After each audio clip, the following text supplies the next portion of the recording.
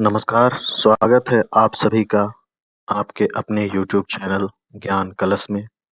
आज हम लोग मानव भूगोल से संबंधित कुछ बहुविकल्पीय प्रश्नों पर विचार करेंगे, उनके उत्तर देखेंगे। तो इस क्रम में सबसे पहला जो प्रश्न है आपके सामने, वह यह है कि सर्वप्रथम भूगोल शब्द का प्रयोग किसने किया है? मतलब किस विद्वान ने सर्वप्रथम भूगोल शब्द का प्रयोग किया है? आपके पास 4 विकल्प दिए हुए हैं। प्रथम हेरोडोटस है, द्वितीय हिकेटियस है, तृतीय स्ट्रैबो है और चतुर्थ है इरेटास्थनीज। इनमें से कोई एक ही जो है सही उत्तर है। अगर आपने थोड़ा भी इतिहास आदि का अध्ययन किया हुआ है तो उससे आपको पता लगता है कि हेरोडोटस जो है उन्होंने ज्यादातर कार्य किस क्षेत्र में किया है? इतिहास के क्षेत्र में किया है। ऐसा ही हिकेटियस भी भूगोल के क्षेत्र में उतना बहुत ज्यादा कार्य नहीं किए हैं।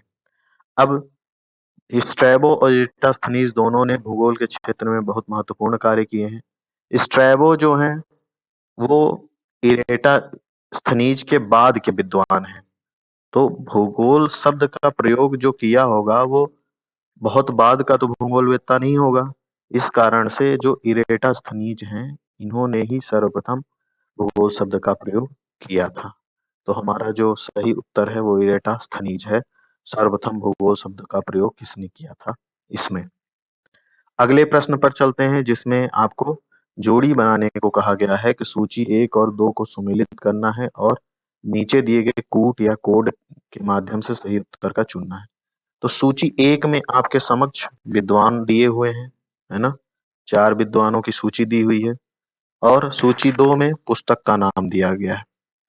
तो इसमें आपको एक-एक विद्वान का उसकी पुस्तक से सुमेलित करना है और उसके नीचे जो कोड दिए हुए हैं उनको चुन करके सही विकल्प का चयन करना है। तो इसमें जो प्रथम विद्वान है वो है अलेक्जेंडर वान हम्बोल्ट। ठीक है, अलेक्जेंडर वान हम्बोल्ट है प्रथम विद्वान। अब इनकी जो पुस्तक का नाम है वो कौन सी पुस्तक है इनकी? कॉस्मॉस। अलेक्जेंडर वान हम्बोल्ट की पुस्तक का नाम है कॉस्मॉस। ए के सामने कौन सा होगा? कॉस्मॉस होगा। तो अब आपको ए के नीचे दिए हुए विकल्पों में से जो भी जिसमें भी दो ए के नीचे लिखा हुआ है वह सही विकल्प होने की उसकी संभावना है और जो नहीं लिखा हुआ है वो विकल्प बिल्कुल नहीं होगा। ए के सामने इसमें 1 लिखा है तो ये नहीं होगा। इसमें 4 लिखा हुआ है 4 तो ये नहीं होगा। अब इसमें दो विकल्प हैं जिसमें 2 है तो इन दोनों में से कोई एक आपका सही विकल्प हो सकता है। तो जब ऐसे क्वेश्चंस को हल करते हैं ना जिसमें सही जोड़ी दी हुई है उसके नीचे कोड दिया हुआ है, तो इसके लिए आपको देखना होता है कि सबसे पहले देखिए कि कौन सा विकल्प आपको आ रहा है। जैसे कौन से विद्वान की पुस्तक का नाम आपको पता है। मान लीजिए किसी को कार्ल रिटर की पुस्तक क्या है वो नहीं पता है, लेकिन उसको ये पता है कि फ्रेडरिक रेटजेल की पुस्तक का नाम क्या है? एंथ्रोपोजोग्राफी है। तो मतलब उसके अनुसार डी के सामने क्या होना चाहिए? 3 होना चाहिए। है, डी के सामने 3 होना चाहिए। तो डी के नीचे जिसमें जिसमें 3 है वो देखेगा वो ऑप्शन सही हो सकता है। तो पहला और दूसरा ऑप्शन तो पहले ही गलत है। इसमें देखना है ये दो नीचे बचे हुए, तो इसमें इस वाले ऑप्शन में आपको डी के नीचे क्या दिखाई दे रहा है? 3 दिखाई दे। मतलब ये ऑप्शन जो है आपका एकदम सही है। ठीक है, तो इसके अनुसार आप पूरी जोड़ी फिर से देख सकते हैं। जैसे अलेक्जेंडर वान humboldt की पुस्तक का नाम कॉस्मॉस है, कार्ल रिटर की पुस्तक का नाम है अर्डकुंडे, डार्विन जो कि बहुत प्रसिद्ध हैं इनकी पुस्तक का नाम है ओरिजिन ऑफ स्पीसीज। ठीक है, तो इस तरह से हमारा जो विकल्प होगा ये तीसरा नंबर का होगा। ए का दूसरे से जोड़ी मिल रही है, बी का पहले से मिल रही है, सी का चौथे से और डी का किससे मिल रहा है? 3 से मिल रहा है। ठीक है, चलते हैं अगले क्वेश्चन पर। अगला जो क्वेश्चन है आपका कि मानव भूगोल क्रमबद्ध विश्लेषण करता है। मानव भूगोल किस क्षेत्र का विश्लेषण करता है इसके बारे में आपको बताना है। तो आपको सिंपल सा इसके शब्द से ही पता होना चाहिए कि मानव भूगोल है तो प्रकृति का तो अध्ययन करेगा नहीं, मतलब मानव से ही संबंधित कुछ चीजें होंगी। तो पहली बात कि प्रकृति वाली जो चीजें हैं तो उसको हटा दीजिए। तो पर्यावरणीय दशाओं का अध्ययन मानव भूगोल में नहीं किया जाएगा। ठीक है, जनसंख्या का अध्ययन मानव भूगोल में किया जाता है, लेकिन वो जनसंख्या भूगोल जो है वो मानव भूगोल का ही पार्ट है ना।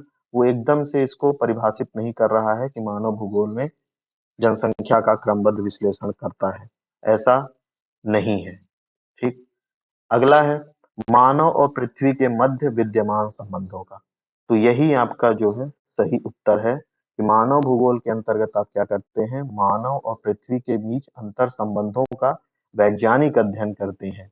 मानव और पृथ्वी के मध्य अंतर संबंध का वैज्ञानिक अध्ययन आप इसमें करते हैं, मानव भूगोल में। तो आपका जो सही उत्तर है वह मानव भूगोल क्रमबद्ध विश्लेषण करता है मानव और पृथ्वी के मध्य विद्यमान संबंधों का।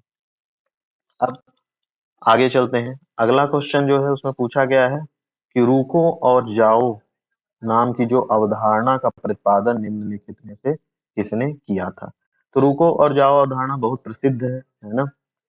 इसको जो दिया था वो भूगोलवेत्ता है ग्रिफिथ टेलर। Griffith Taylor. जैसे आपको पता है कि दो तरह की विचार भूगोल में द्वैतवाद होता है।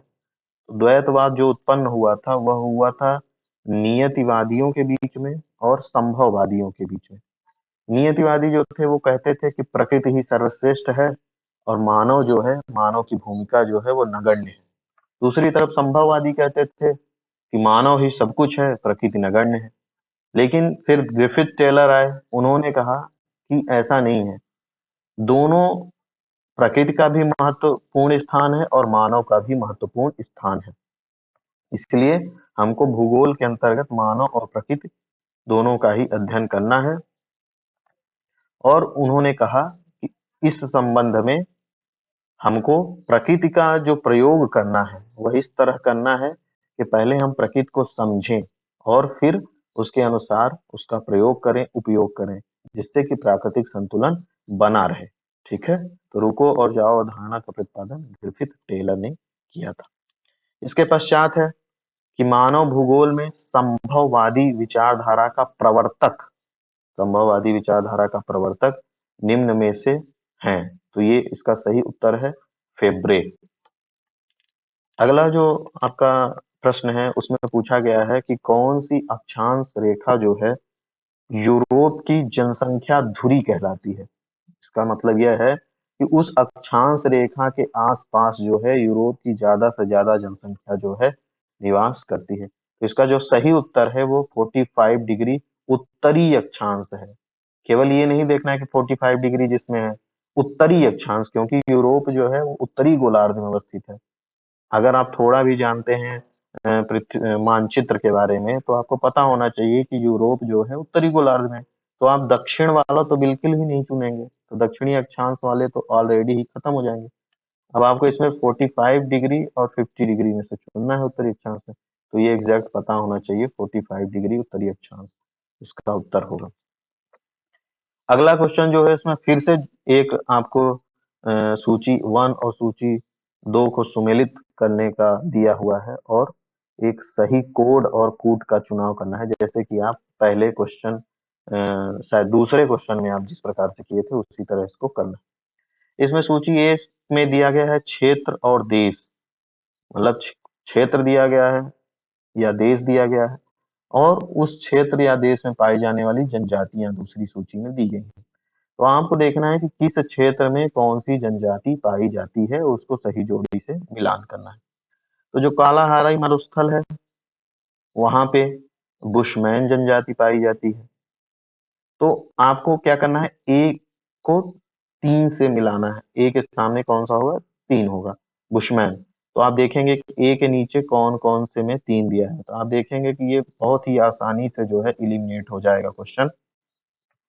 तो इसमें पहला भी नहीं होगा क्योंकि ए के नीचे ए लिखा 1 लिखा हुआ है, दूसरा भी नहीं होगा क्योंकि ए के नीचे 4 लिखा हुआ है, तीसरे में ए के नीचे 3 लिखा हुआ है। तो इस तरह से ये आपका विकल्प जो है पूरा सही हो जाएगा।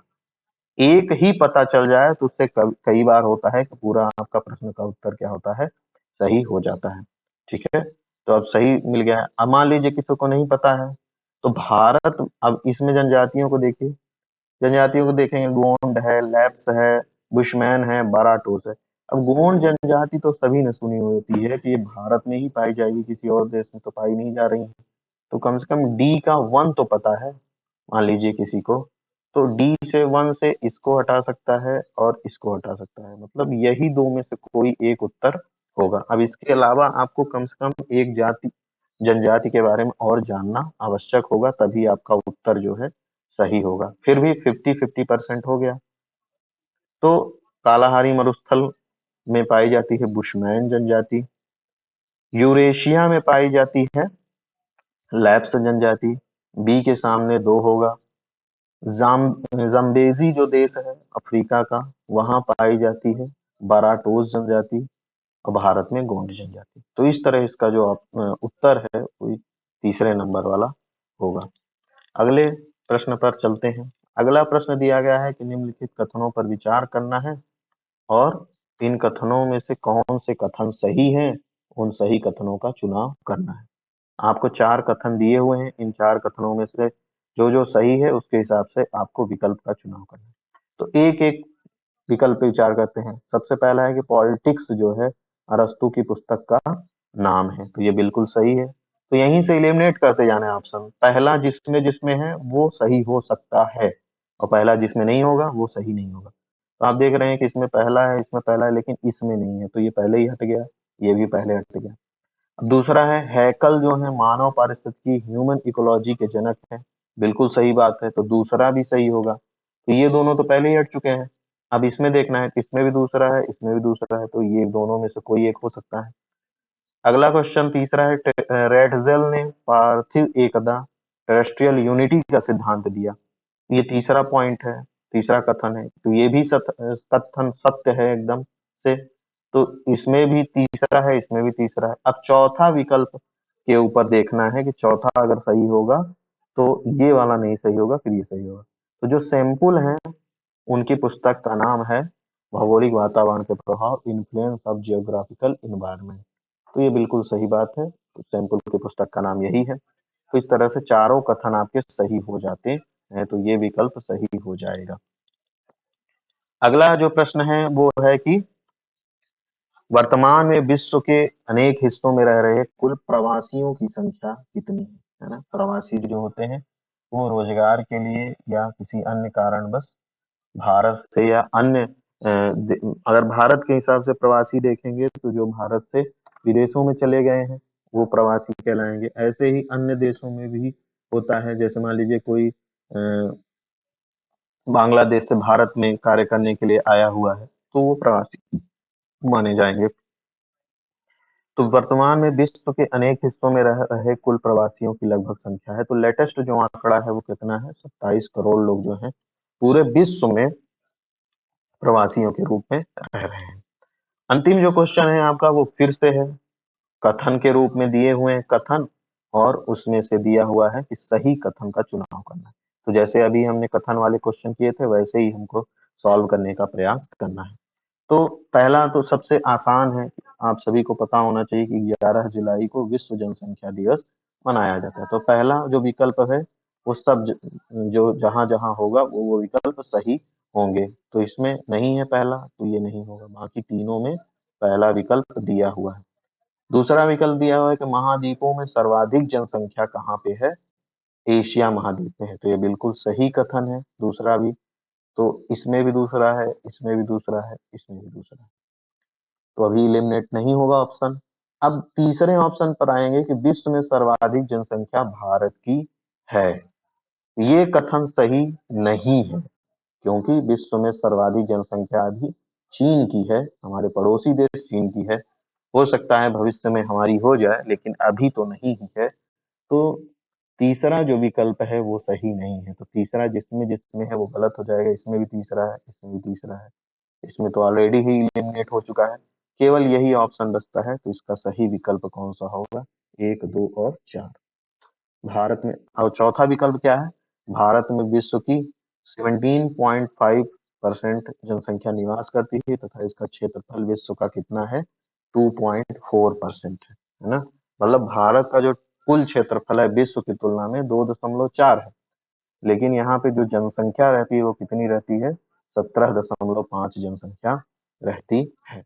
इस तरह से हमने मानव भूगोल के कुछ प्रश्न के बारे में विचार किया है। आगे भी ऐसे ही प्रश्न या टॉपिक पे बात करते रहेंगे।